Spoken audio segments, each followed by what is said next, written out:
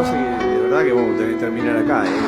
সাংবাদিকের প্রশ্নের উত্তর দিতে গিয়ে থেমে গেলেন লিওনেল স্ক্যালোনি। অজান্তেই চোখের কোণে জল। প্রশ্নটা মেসিকে নিয়ে, যে মেসি শুধু একজন ফুটবলার নন, আর্জেন্টাইনদের কাছে ফুটবল খেলারই সমার্থক, খুদে জাদুকর। কিন্তু সব গল্পেরই তো একটা শেষ আছে। মেসিও দেশের মাটিতে ঐতিহ্যবাহী আকাশী নীল জার্সিতে শেষবারের মতো প্রতিযোগিতামূলক ম্যাচে মাঠে নামতে যাচ্ছে।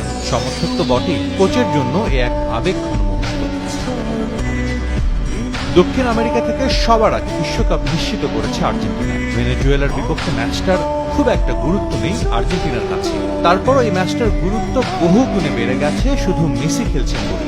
স্তাদিও মনুমেন্টালে খেলা দেখার জন্য সমর্থকরা অধীর অপেক্ষায়। কোচের জন্য ম্যাচটা হতে যাচ্ছে স্পেশাল। মেসিও বলেছে ম্যাচটা আবেগঘন এবং বিশেষ হতে চলছে। এটা ঘরের মাঠে তার বিশ্বকাপ বাছাই পর্বের শেষ ম্যাচ। আমাদের এটা উপভোগ করতে হবে। আমি তাকে কোচিং করাতে পেরে আনন্দিত। আশা করছি যারা স্টেডিয়ামে যাবেন তারা ম্যাচটি উপভোগ করবেন। আমি মেসির সঙ্গে খেলেছি এবং তাকে সতীর্থ হিসেবে পেয়ে কেবল বলটা দিতে পেরেছি। আমার কাছে সেটা অসাধারণ কিছু ছিল। তার সঙ্গে বিশ্বকাপে থাকা এবং তার জন্য ট্রফি জয় অনেক আবেগের বিষয় ছিল। আশা করছি কাল একটা সুন্দর আবেগঘন ম্যাচ হবে। অনুশীলনেও সতীর্থদের মধ্যমণি মেসি। তার টিমমেটরাও চাইবে বিশেষ এই ম্যাচটাতে মেসিকে জয় উপহার দিতে। অনুশীলনে পুরো দলকেই বেশ সিরিয়াস দেখা গেছে। ভেনেজুয়েলার জন্য ম্যাচটা গুরুত্বপূর্ণ।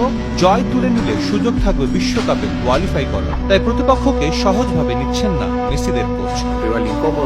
ওরা সহজ প্রতিপক্ষ না, বাতিস্তার অধীনে ওরা খুব ভালো করছে। এটা তাদের জন্য ঐতিহাসিক কিছু হতে পারে। তাই আমরা ম্যাচটাকে গুরুত্ব দিয়ে দেখছি। এটা একটা কঠিন ম্যাচ হবে। বাছাই পর্বে দু দলের শেষ ম্যাচ ড্র হয়েছিল 1-1 গোলে। সাজিদ মুস্তাহিদ, সময় সংবাদ।